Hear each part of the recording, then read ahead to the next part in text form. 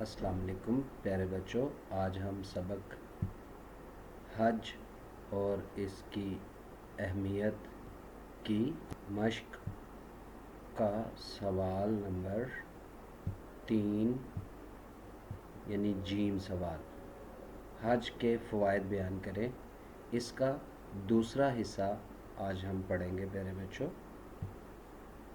प्यारे बच्चों, आपकी इस्लामियात की किताब के सफ़ा नंबर 26 पे आप देखेंगे, यहाँ से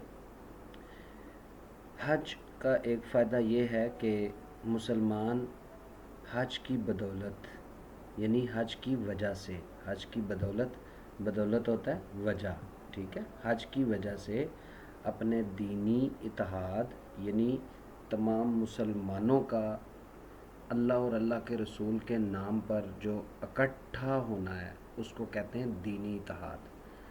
दीनी इत्तेहाद व इत्तफाक का नमूना यानी मिसाल, यानी एक मिसाल नमूना पूरी दुनिया के सामने पेश करते हैं। यानी हज का ये फ़ायदा है कि मुसलमानों को ये मौका मिलता है कि वो अपने दीनी इत्तेहाद व इत्तफाक की एक मिसाल जो है वो पूरी दुनिया के सामने पेश कर सकें। इसके अलावा फिर एक फ़ायदा ये है कि हज दीनी, इल्मी और आलमी मसाइल से दीनी यानी दीन के बारे में हज जो है वो दीनी, इल्मी और आलमी मसाइल से वाक़फ़ियत और दिलचस्पी का मौका मुहैया करता है।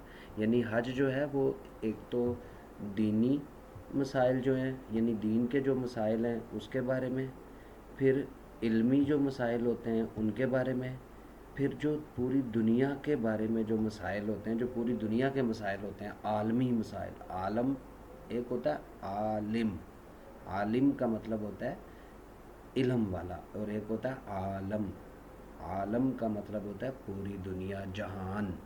तो आलमी यानी पूरी दुनिया के जो मसाइल हैं उनसे वाक़फ़ियत यानी उनके बारे में इल्म होना। वाक़फ़ियत का मतलब है किसी चीज़ का बारे में जानना, जान पहचान होना। तो उनके बारे में इल्म होना और दिलचस्पी, यानी जब आप दुनिया के मसाइल सुनते हैं तो आपके दिल में एक चाहत पैदा होती है कि मज़ीद आप इसके बारे में रिसर्च करें, सुनें, देखें इसको। तो उस ये जो है इसको दिलचस्पी कहा जाता है। तो दिलचस्पी का मौका मुहैया करता है, ठीक है। फिर इसका ये भी फ़ायदा है कि दुनिया भर के आज़मीन हज मैंने आपको पहले भी बताया था बच्चों, आज़मीन हज का मतलब होता है जो लोग हज अदा करने के लिए आते हैं उन्हें आज़मीन हज कहते हैं, जो हज अदा करते हैं। तो दुनिया भर के यानी पूरी दुनिया के आज़मीन हज, चूँकि हज करने के लिए पूरी दुनिया से लोग आते हैं इसलिए उन्हें यहाँ पर ये बयान किया गया है कि दुनिया भर के आज़मीन हज जब एक जैसा लिबास, प्यारे बच्चों, हज के लिए जो एक जैसा सफ़ेद लिबास होता है, सब लोग एक वही लिबास पहनते हैं, ठीक है। एक जैसा लिबास में एक जैसी सदाएं यानी आवाज़ें जैसे लब्बैक अल्लाहुम्मा लब्बैक, लब्बैक ला शरीक लक लब्बैक इन्नल हम्दा वन निअमता लक वल मुल्क ला शरीक लक लब्बैक, लब्बैक अल्लाहुम्मा लब्बैक। ये सदाएं हैं जो हज के दौरान आवाज़ बुलंद तमाम मुसलमान जो है वो ये सदाएं लगाते हैं। तो एक जैसी ये सब लोग यही सदाएं लगा रहे होते हैं, एक जैसी सदाएं लगा रहे होते हैं, एक जैसी जो है ना, सबकी आवाज़ इबादत और सबके अल्फाज एक जैसे होते हैं और एक जैसे मनासिक अदा करते हैं। मनासिक मैंने आपको पहले भी बताया था, मनासिक होता है हज के ज़रूरी अहकामात, हज के ज़रूरी अमल, हज के वो ज़रूरी काम जिनको मुकम्मल किए बगैर हज नहीं होता, तो उनको मनासिक हज कहा जाता है। तो अदा करते हैं। तो हज इनके अंदर बराबरी यानी एक जैसा और मसावात, बराबरी और मसावात का मतलब एक ही है कि मसावात में भी बराबरी आती है, यानी गोरा काला बड़ा छोटा, ताकतवर कमज़ोर, अमीर गरीब, ये सब बराबर हैं। तो इसको बराबरी और मसावात कहा जाता है। इसका ख़ास एहसास पैदा करता है, क्योंकि हज के दौरान कोई किसी को ये नहीं देखता कि वो किस नस्ल से है, किस कौम से है, किस मुल्क से है, क्या वो अमीर है, गरीब है। तो ये बराबरी का एहसास जो है ये हज पैदा करता है, जो हर आला व अदना, यानी आला यानी कोई बहुत बड़ा अमीर हो, नवाब हो, ऑफिसर हो, और अदना या कोई छोटा सा गुलाम हो, कोई नौकर हो, कोई खादम हो, और हर रंगो नस्ल, जिस तरह के मैंने बताया, गोरा काला, या किसी बड़े ख़ानदान का या छोटे ख़ानदान का, ये सब फ़र्क जो है वो हज क्या करता है, मिटा देता है। ठीक है। इसका एक ये भी फ़ायदा है। इसके अलावा एक ये भी फ़ायदा है कि मिना में मुसलसल 3 दिन, मिना एक जगह है, एक एक वहाँ पर एक ऐसा मुकाम है, एक ऐसी जगह है जहाँ पर मुसलसल 3 दिन, ठीक है, 3 दिन जो है वो रमी के ज़रिए, रमी एक तरीक़ाकार होता है, एक आप समझ लें कि चंद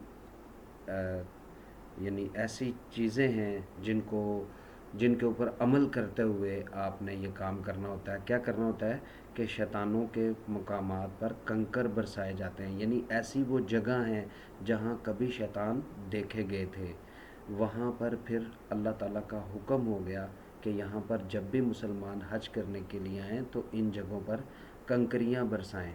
ठीक है, शैतान के ऊपर कंकरियाँ, नीयत यानी इंसान ये सोच के वहाँ पर कंकरियाँ बरसाता है कि वो शैतान को पत्थर मार रहा है। कंकर, पत्थर, कंकर का मतलब है पत्थर। तो शैतानों के मकामात पर कंकर बरसाए जाते हैं, और शैतान से नफ़रत का इजहार किया जाता है। इजहार यानी नफ़रत दिखाई जाती है। यानी ये मिना जो है ये ऐसा मकाम है जहाँ पर मुसलसल 3 दिन रमी के ज़रिए, रमी जैसा कि मैंने बताया कि ये एक तरीक़ा होता है, एक तरीक़ाकार है, जिसके मुताबिक शैतानों को के मकामात पर कंकर बरसाए जाते हैं और शैतान से नफ़रत का इजहार किया जाता है। हज इस तरबियत से हाजियों को इंसान के खुले दुश्मन, खुले यानी सामने दुश्मन, जो सबसे पहला बड़ा दुश्मन है, खुले दुश्मन यानी शैतान से बचाव का मौसर सबक देता है। मौसर यानी ऐसा सबक देता है जिसका असर होता है इंसान के ऊपर। तो ये एक मौसर सबक देता है ये अमल जो है, शैतान से यानी शैतान से नफ़रत का और शैतान के साथ दुश्मनी का एहसास पैदा करता है ये अमल। और फिर इसी मुकाम पर, इसके अलावा इसी मुकाम पर हुज्जाज जो हैं, हुज्जाज हाजियों की जमा है, हाजियों की जमा यानी हुज्जाज।